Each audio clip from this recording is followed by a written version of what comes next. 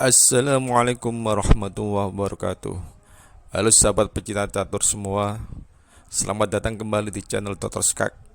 Saya doakan Anda selalu sehat dan selalu meningkat dalam kemampuan catur Anda.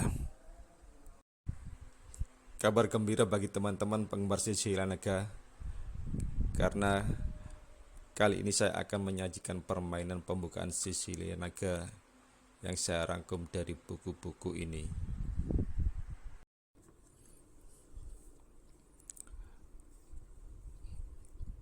Selanjutnya kita akan menjelaskan tentang konsep penting di pertahanan Sisilia Naga ini.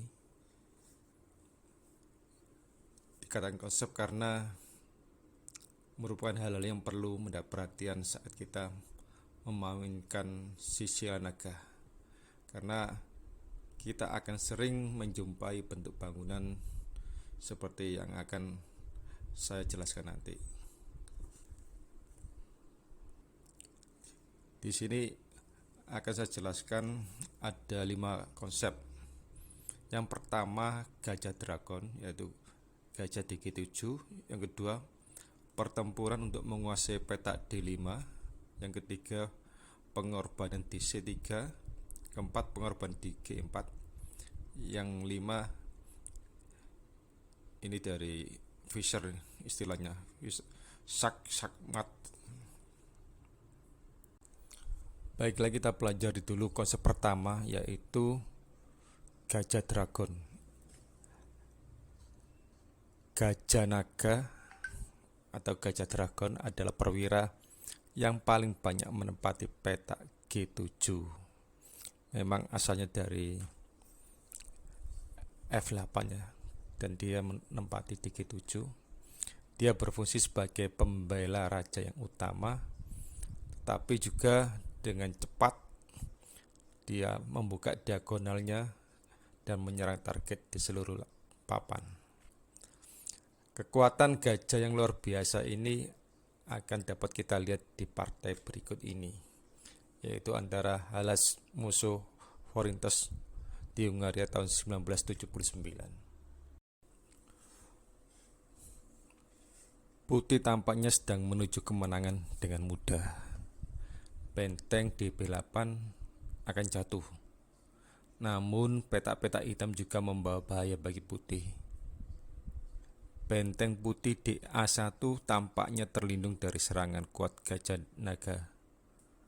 Tetapi ilusi itu dengan cepat hancur setelah langkah berikut ini. Menteri makan C3. Gajah makan benteng. Dilanjutkan menteri E3 skak. Tadi tidak makan ya. Lalu baru dimakan oleh gajah bentengnya. Putih melangkahkan kuda ke C4, dimakan oleh gajah. Kemudian gajah putih makan C4. Gajah hitam kembali ke F6. Di sini hitam menang tanpa kesulitan karena dia sudah unggul 2 pion dengan posisi yang kuat. Konsep berikutnya yang kedua yaitu pertempuran untuk menguasai petak D5, di mana petak D5 ini adalah medan pertempuran penting dalam setiap varian pertahanan Sisilia Naga. Di sini putih akan mencoba mengontrol D5 selama mungkin, dan seringkali D5 ditempati oleh kuda. Dan jika pion dipertukarkan pada D5, pion putih dapat ditempatkan di sana selama itu. Nah, hitam harus terus mencari cara untuk mencapai kemajuan kritis ini dengan menantang bidak putih di E4. Hitam dapat melemahkan bidak pusat putih tersebut.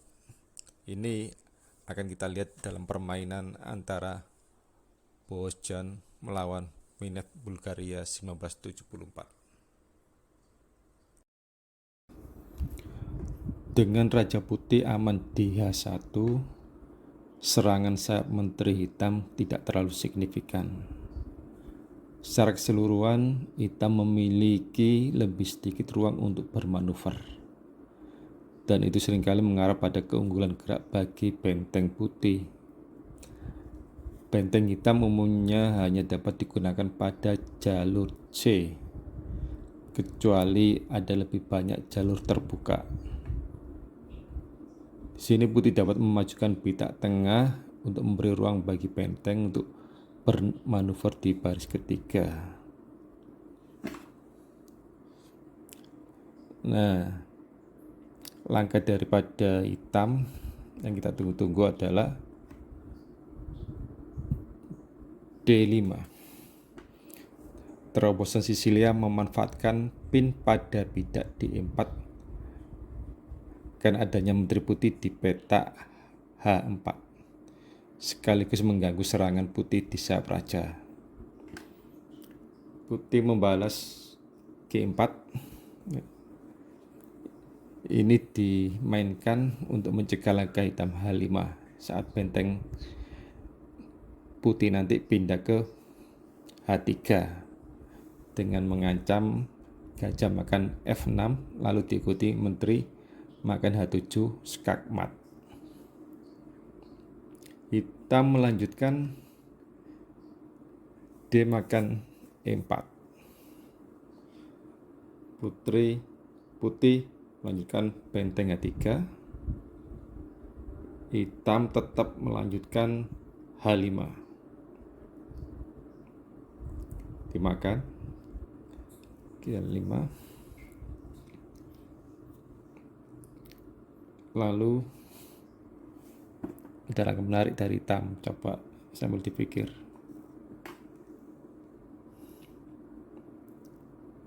Yaitu E3 ya, mengancam menteri agar serangan di sayap rajanya ke kubu hitam mengendor ya. Di sini menteri ke G3. Dilanjutkan menteri C6 skak. Putih menteri F3 ya.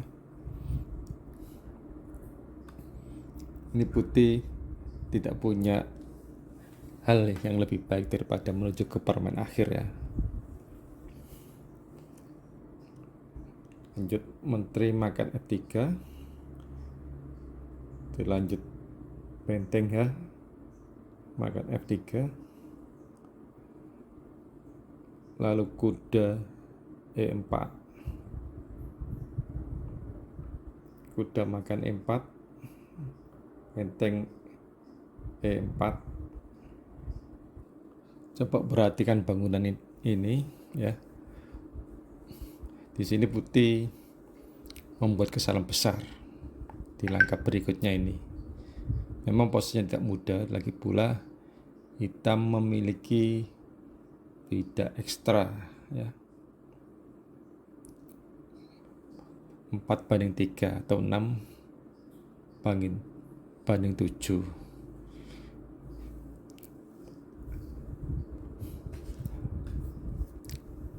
Putih melanjutkan H6. Langkah ini menggoda, tapi tidak baik ya. Lebih mending itu benteng E1. Lalu dilanjutkan gajah makan G makan H5.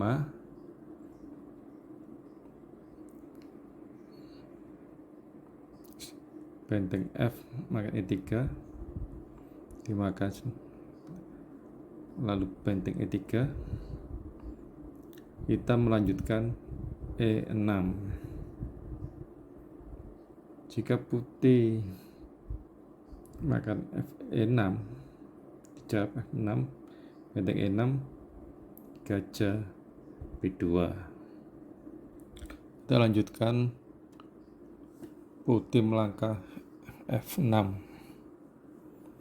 Hitam melangkah gajah H8, lalu benteng E5, dan benteng C8,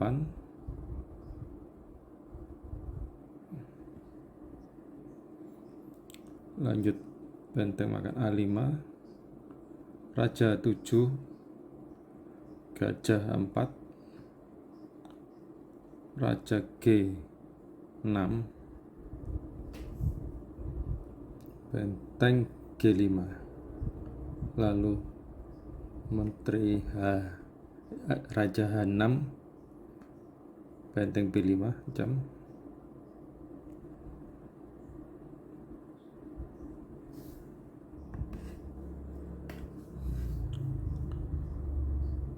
benteng B5 dilanjutkan benteng C4. Dan meskipun tampaknya beda F tadi ya, harus jatuh cepat atau lambat, mayoritas sayap menteri putih tidak boleh diremehkan ya, karena gajah G5, raja G6, lalu B4, D5, benteng D4, A5, benteng D5 dimakan,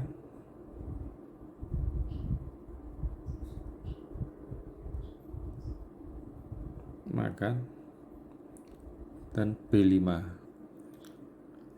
Putih malah menang kalau seperti ini ya. Kita kembali ke langkah awal. Di sini hitam melanjutkan dengan E2 ya. Ini langkah yang sangat bagus. Hitam mengorbankan gajah G7, gajah naganya ya, tetapi majunya bidak ini lebih berharga ya, lebih bagus.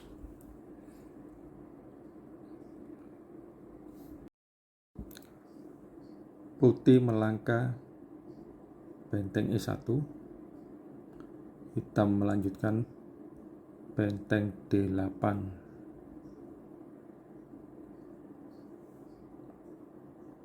F makan G6, dijawab hitam F makan G6, putih makan gajah G7, lalu kita melanjutkan dengan benteng D1, putih gajah 6, benteng dimakan, skak, raja G2, skak, raja makan benteng G1, bidak hitam maju promosi menjadi menteri, skak, raja G2 dilanjutkan benteng G4, skak, menteri raja H3 dilanjutkan menteri H4, skak, mat. Konsep berikutnya yang ketiga adalah pengorbanan di C3. Ini adalah pengorbanan yang paling umum di sisi lain naga ya, dan Anda akan sering melihatnya. Hitam di sini menukarkan bentengnya dengan kuda putih di C3 ya, yang mana kuda putih ini berfungsi untuk pendukung petak tengahnya D5 dan E4. Selain itu, dengan adanya pengorbanan ini, struktur bidak putih rusak jika dipangkan dengan bidak B mestinya ya. Ketika rokade panjang dari putih, pengorbanan ini maka semakin kuat pengaruhnya terhadap kerusakan atau kekalahan putih. Dalam hal ini ya, sayap menteri menjadi lemah dan rentan terhadap serangan di jalur C yang dilakukan oleh benteng hitam di C8 dan pada diagonal panjang oleh gajah hitam di G7 serta dibantu oleh menteri hitam ya dari C7 atau B6. Kalau di pembukaan selain sisilan naga, pengorbanan C3 kita harus berpikir panjang perlu enggaknya. Tapi kalau di sisilan naga ini seolah-olah sesuatu yang harus dilakukan. Nah, berikut contoh permainan yang menggambarkan hal tersebut. Baik, berikut ini permainannya. E4, C5, kuda F3, D6, silakan normal ya. 4, makan dengan kuda F6, kuda C3 putih, G6, gajah E2, gajah G7, gajah E3, rokade pendek, menteri D2. Ini langkah-langkah normal menyiapkan akan menukar gajahnya ke H6. Dilanjutkan kuda C6 oleh hitam. Putih menjawab, rokade panjang, persiapan sudah matang oleh putih untuk mempersiapkan serangan ke sayap raja. Ya. Di sini akan sangat menarik permainan karena rokadenya berlawanan. A6 dijawab F3.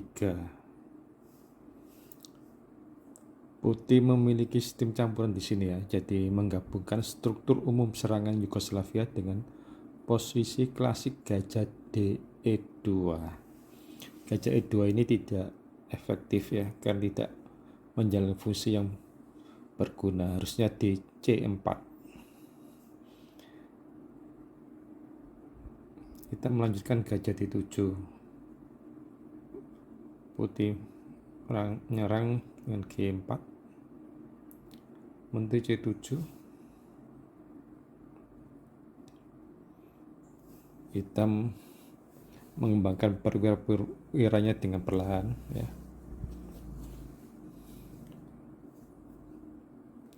Padahal sudah ada G4 ya, serangan dari putih.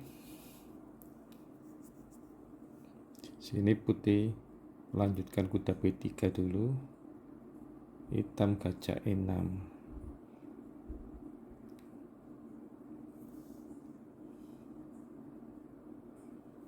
Ya, rencana awal gajah E6 dilanjutkan oleh putih, gajah E6, H6 ya. Lalu B5. Jadi di sini putih menyerang melalui sayap raja, hitam membahas melalui sayap menteri. Ini yang menarik di sini. H4. Benteng AC8. Lalu dilanjutkan terus H5. Gajah makan kuda B3. Ini langkah bagus ya. Dilanjutkan H6. Putih tidak langsung memakan gajah B3, tapi membuka jalur H dengan memakan pion G6. Hitam melanjutkan pion F makan G6. Ini harus dilakukan oleh hitam ya, karena kalau tidak Muhammad dia melanjutkan dengan gajah E6 maka gajah G7, raja makan G7, menteri H6 skak, raja G8, G5, dan hitam dalam masalah. Jadi hitam memakan pion G6 dengan pionnya atau bidak F7, yaitu F7 makan G6. Dilanjutkan gajah G7 ya dimakan, raja makan G7, menteri H6, raja G8, lalu A makan B3, kuda E5 ya, membuka jalur C sekaligus juga mempertahankan di sayap rajanya. Dilanjut benteng D2, suatu waktu kalau hitam melangkahkan B4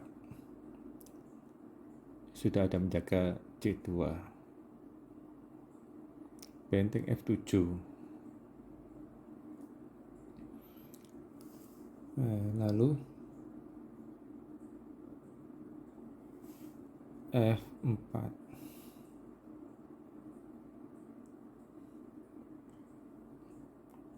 mengusir kuda ya, sekaligus juga akan mengusir juga kuda di F6 juga nanti, tapi hitam melanjutkan dengan kuda makan G4, menteri H4, kuda hitam bukannya mundur tapi malah maju terus, kuda E3. Sini benteng H3. Coba kira-kira langkah apa yang bagus buat hitam ya.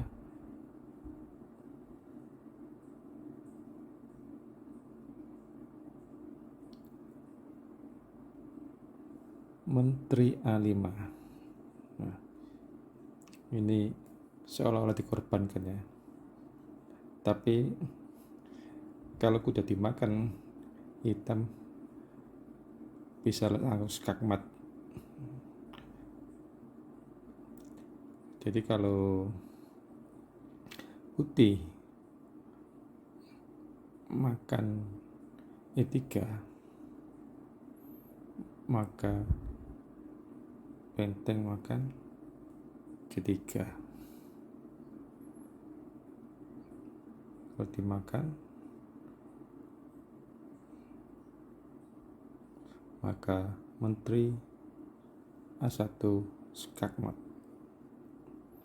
Untuk itu putih melangkah raja B1,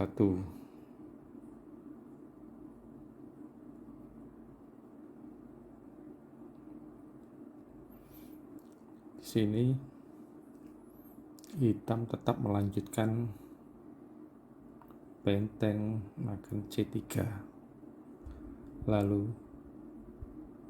B makan C3, menteri makan C3,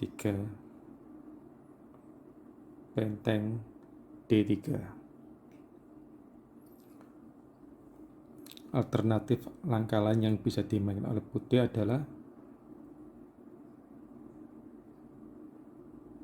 benteng makan E3.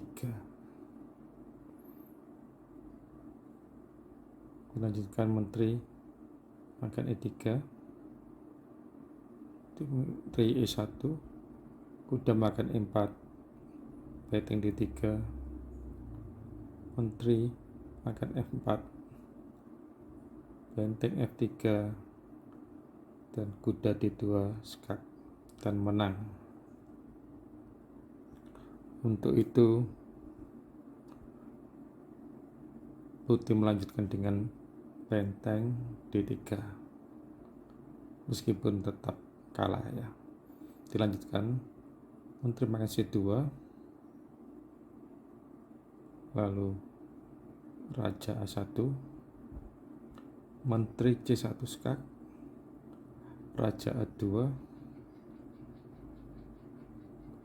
kuda C2, ancaman menteri A1 skak mat.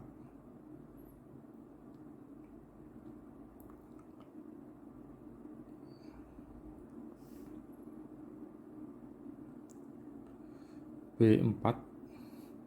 Nah, di sini sebetulnya ada langkah bagus buat hitam. Cuma di sini hitam melangkah kuda makan B4. Sebetulnya ada langkah yang bagus ya, tapi karena keterbatasan waktu sehingga hitam memilih kuda makan B4. Coba kita kembali, kira-kira langkah yang paling bagus buat hitam adalah apa ya. Nah, di sini hitam bisa mencoba dengan menteri A1, raja B3, menteri B1 skak, raja C3, lalu kuda makan E4 skak mat. Kita lanjutkan partai yang sebenarnya, yaitu kuda makan B4. Putih melanjutkan dengan raja B3, kemudian menteri B1, raja C3, kuda E4, raja D4, kuda makan D3, gajah makan D3, menteri B4 skak, lalu raja ke E3, dilanjutkan D5 ya. Lalu putih mencoba membongkar pertahanan daripada hitam. Hitam menjawab G makan F5, benteng G3 skak, kuda nggak berani makan karena ancaman menteri makan menteri hitam di B4. Raja H8, benteng G2, lalu F4 skak, raja F3, benteng D2, raja F2, menteri D4, raja E2, F3 skak, dapat bentengnya, tukar kuda, otomatis hitam menang. Nanti ancaman promosi menjadi menteri ya.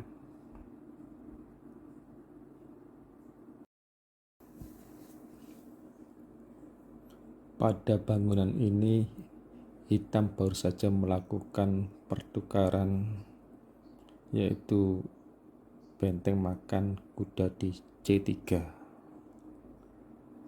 dan punya banyak alasan untuk optimis berkesempatan melakukan penyerangan di saat menteri. Di sini meskipun gajah G7 atau istilahnya gajah naga tampaknya tertidur di guanya, sebenarnya akan memainkan peran yang menentukan dalam serangan kali ini. Putih melanjutkan E makan F6. Jika B makan C3, maka kuda D5. Nggak bagus untuk putih. Maka putih melanjutkan E makan F6,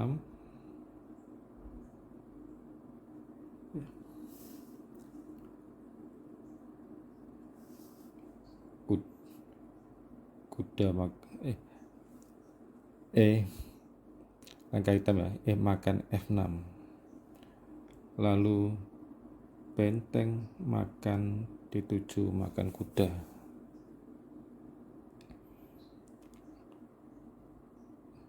Kita melanjutkan F makan G5, lalu B makan C3, menteri balas dengan makan C3. Perhatikan pada sini putih gagal melihat bahayanya dan berasumsi bahwa benteng di jalur B ya akan memberikan pertahanan yang cukup, makanya dia menjalankan dengan benteng makan B7. Seharusnya putih membawa benteng H1 itu ke E1. Dilanjutkan menteri A1 skak, tutup oleh benteng, lalu gajah B2 skak, menteri D2, benteng D8 skak, tutup dengan kuda, makan sama benteng, raja E3, lalu menteri makan A2, dilanjut raja F2 agar supaya berharap bisa masuk ke G1 setelah benteng di H1 nanti keluar. Kita melanjutkan benteng F4 ya, tidak memberi kesempatan putih untuk melindungi rajanya. Lalu raja G3, menteri A3 skak, ditutup dengan menteri.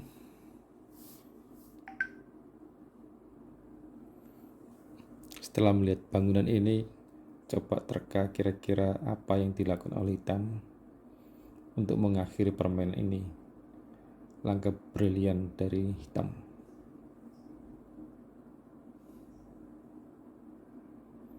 Ya, gajah D4, ancaman gajah F2 skak, lalu diikuti dengan benteng H4 skak mak. Untuk itu putih melanjutkan raja H3, hitam skak dengan G4, raja H4, menteri E7 skak, raja G3, lalu gajah F2. Pengorbanan tetap berlanjut ya. Ini langkah brilian sekaligus akan mengakhiri permainan ini. Raja makan F4, dilanjut menteri F6, raja makan G4 dan H5. Nanti dilanjut dengan raja ke H3 dan menteri H4 skak mat.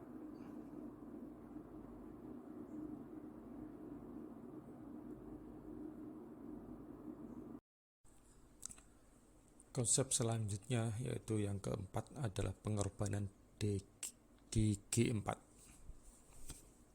Saat putih menyiapkan formasi bidak serangan Yugoslavia dengan bidak di E4, F3, G4 dan H4, hitam terkadang bisa mengorbankan bidak di G4 untuk menghilangkan badai pion putih. Strategi ini paling efektif ketika perwira kecil putih yaitu kuda, gajah tidak dalam posisi mengambil alih beban ofensif dari pion yang sekarang sudah maju. Ini adalah topik yang sangat penting dan kami perkenalkan di sini ya, dan akan kembali ke pembicaraan saat kita membahas rencana penyerangan untuk hitam.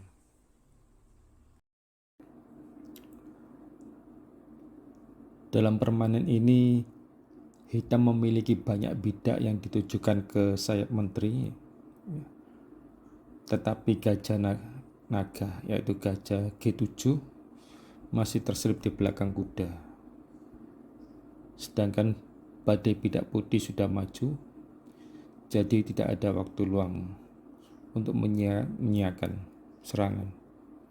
Hitam menyelesaikan semua masalah dengan serangan pengorbanan, ya, seperti topik kali ini, yaitu pertama pengorbanan di G4 lalu di C3. Ini menunjukkan kekuatan naga yang luar biasa dari serangan sayap menteri. Di sini hitam melangkah dengan gajah makan G4, F makan G4, benteng C3, bukan kuda makan G4 tapi benteng makan C3. Putih melanjutkan dengan H makan G6, lalu